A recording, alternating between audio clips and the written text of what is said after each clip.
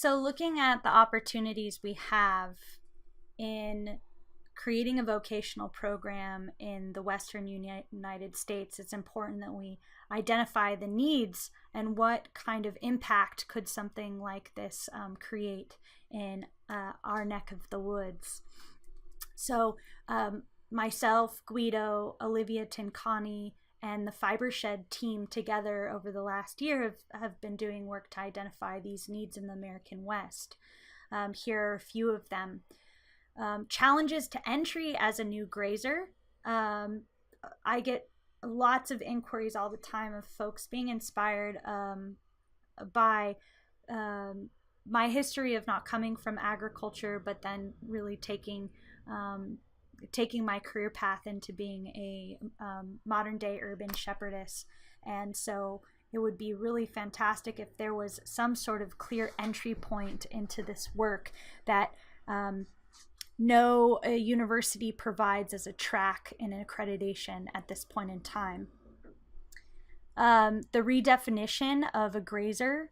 Land access is tremendously hard for first-time grazers and farmers.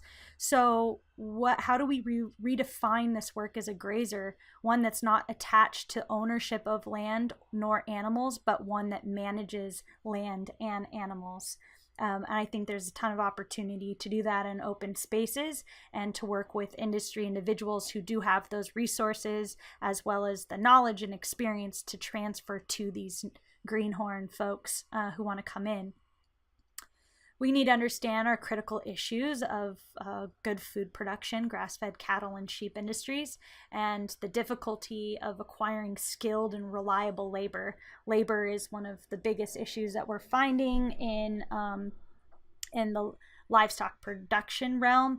How do we support a skilled and reliable labor force that also can be affordable to the producer and also support a viable livelihood for the labor, the grazer? Land stewardship opportunities. We have so much open space and so much vegetation that does need to be managed. Our forests need to manage open spaces around communities and homes and cities and suburbs and rural communities. We need to consider ecological health and soil fertility and really understand all of the opportunities that our management can provide increasing these things. Habitat conservation. How do we work with conservationists as grazers, livestock producers to work together to see the possibilities in our plans and management of livestock to achieve our goals to have healthy habitats for wildlife, to encourage desirable biodiverse landscapes and whole systems approaches to open space management. There's so many opportunities for baseline data collections, ecological monitoring, and then very relevant right now is broad acreage vegetation management that is an alternative to chemical and fossil fuel dependent mechanical reduction. How could we employ battalions of carefully managed sheep and goats and cattle to manage a lot of these open spaces that traditionally want to be burned? How can we use grazing as one of the various tools to manage this vegetation? We need increased research in science and documentation the impacts of positive impacts of managed grazing. Increased baseline metrics, accessible data collection protocols. Could grazers be the very ones who are collecting this data? Could they be trained to be really the keepers of understanding and practice and understanding how the grazing interacts with the environment, and are also the ones who are taking the data collection? I think that's really what encapsulates the definition of an ecological doctor as a grazer, is one who's really looking at the full picture, and science is a very big and important part of that. carbon farming training practice and widespread adoption. Grazing can be a tool in this overall framework. Social impact through job creation, hard work for personal empowerment, and integration of these non-traditional demographics as new grazers. Like I previously mentioned, youth at risk, veterans, previously incarcerated individuals, and even refugee communities. How can we work with these types of organizations to train new folks to manage and be skilled in managing livestock at different scales and different locations? We have a lot of research needs to understand the potentials of impacts. This includes, livestock industry, land stewardship, conservation, land management needs, and how the impact potentials, food and fiber, the needs for skilled labor, jobs. All of these things can be quantified, and then we can understand how there's potential for a training program to address some of these needs. What is already out there? I'm certain, and I've heard a lot through this work and just working on this project in particular, how there are efforts out there for this type of training.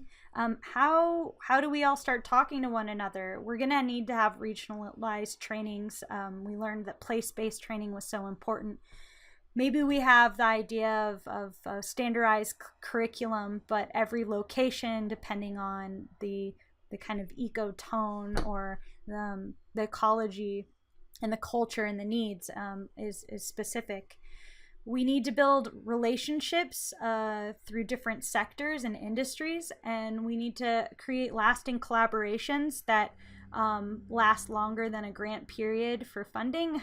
We need to find ways to keep a longevity within this plan. This includes reliable and continuing funding sources. And then we need to investigate new opportunities. Creativity is so important, innovation is so important, and innovation is all about creating new ways of doing things, or looking at the ways things have been done and adapting, modifying, evolving them for how it could work in a modern day scenario, and looking into the future, of course.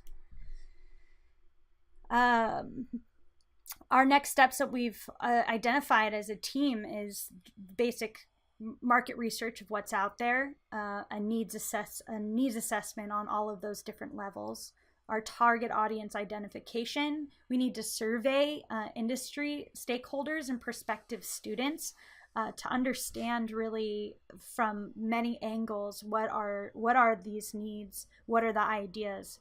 We need to find land bases and facilities.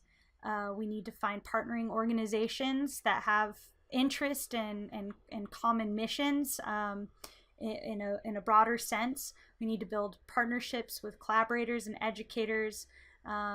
We need to investigate quantifiable potentials for program impacts. How does this look? Well, the hope is that we are igniting some conversation and that we find a platform to start building bridges. And not sure exactly how that looks like, if it's forum, if it's just folks who are reaching out after this to share what they have going on, be very, very important in starting those conversations or continuing them, as well as the invitation to invite you to participate in submitting these surveys. I think that'll be very helpful for us as we continue to capture more information about needs in our needs assessment. From the live webinar on October 12th, there has been questions that came up during that time. One regarding how important government financial help is for the viability of the schools. Well, in Europe, it was very huge. It was big. Subsidies are a very big thing for tuition. Universal health care keeps costs low for shepherds. Because education is covered, you don't see the same kind of debt that students are coming out of school with. In a vocational training program, your hope is not to come out of that program with debt as your aim is to jump into your career or your vocation. So the next question was, well, without government assistance, how could we see that structuring in the United States? Well, I think if there's an understanding of the tremendous amount of positive impact regarding public safety, particularly in fire hazard prevention, the monies that are spent on fighting the fires could be redirected to new prevention methodologies outside of chemical and fossil fuel dependent treatments. And grazing, I believe, as well as many of us believe, when managed correctly and in accordance to ecological processes and with animal health in mind, we can achieve tremendous goals in managing vegetation and increasing the fertility, health, and overall resiliency of our landscapes. We just need folks on the ground who know how to do that, and we need the relationships at government level, at decision-making level, at policy and advocacy level, in all different sectors and industries, private and public, to understand how impactful this can be and be taken seriously as grazers. So the face of the lonely shepherd of the American West can start transforming to have faces of all kinds of folks, and that this doesn't have to be a funny and quirky goats out in the park situation, but something that's let's bring the battalions of animals in and really make some big impact. So I think that there's opportunity for government funding and resources through the fund resources for fire prevention, as well as carbon sequestration efforts that we find are great in California. We can quantify how much carbon sequester, or how much emissions are being mitigated using grazing versus using, say, two-stroke mechanical tools. We can definitely do that. We're still figuring out how we can quantify how much soil is being built in the soil, or how much soil is being built through our solely grazing. There's so many tremendous ways to build soil, but they're all interactive with one another, and in quantifying this potential, that could also be a piece we bring into the puzzle. Job development, creating jobs for folks, that is also a place that I think has potential for great. It's encouraging to think of funding coming from efforts for job development. And I think that the discussion needs to keep on going. Those are just thoughts that I've had in conversation with other grazer friends, mentors, educators, industry folks. It's important to hear your feedback and what you think to that, especially if you work for a public agency and have any ideas. That's going to be important. I wanted to share with you notes from Guido's travel journal. Here's some words that came together that he shared with me and that he found on our journey: ruthless collaboration, radical empathy, compassionate power plays, working as seriously as a child is playing. And I'll leave you with these quotes that he shared.